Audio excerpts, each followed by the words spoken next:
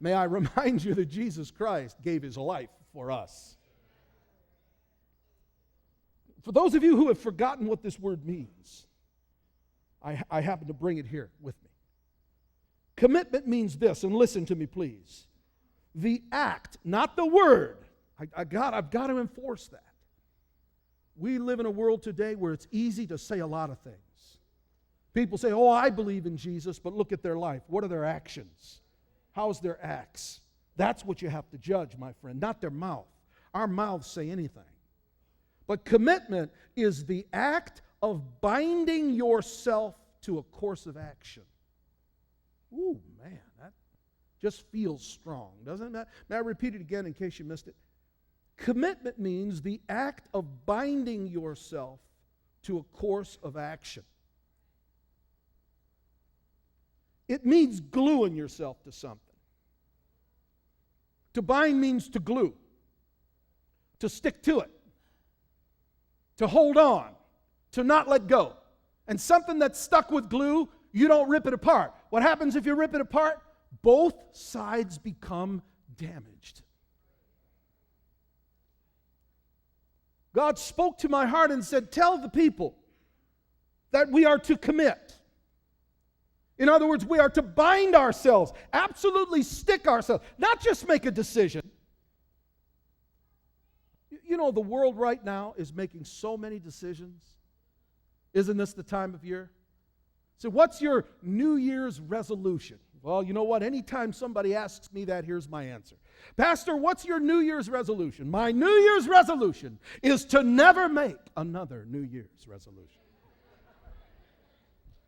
And I believe that one will probably be the only one that's ever kept. Do you know that the fitness industry survives off of December and January? Don't ever go to a fitness place in January.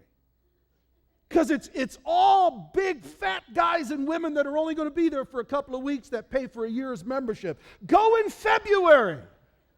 Everything's paid, but nobody's there.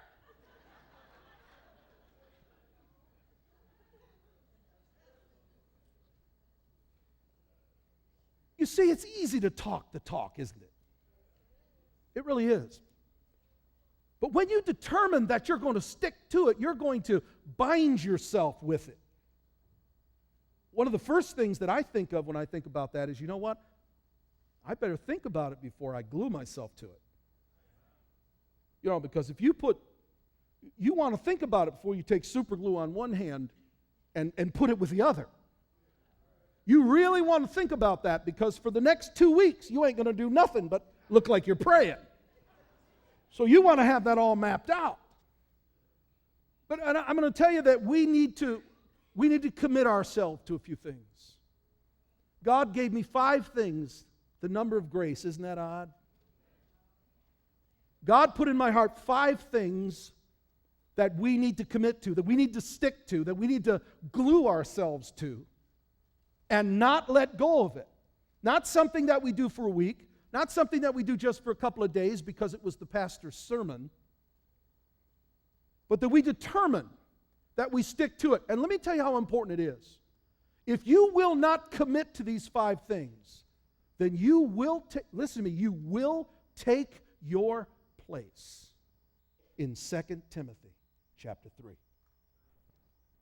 If you will not commit to these 5 things, if you will not adhere yourself to them and faithfully do them, and none of them are something new. As a matter of fact, if we took 5 or 10 minutes, and those of you that weren't here on the watch night service, you'd probably come up with all 5 of them, because if it's new, it ain't true. It's old stuff. But I've noted, beloved, you're either becoming closer to God or you're going further away from Him. You're never in a place where you can say, that's enough. Life never stands still. That's called death. You're either getting more like God or you're becoming more like you were before you found God. What process are you in? Here's number 1. You ready to write them down?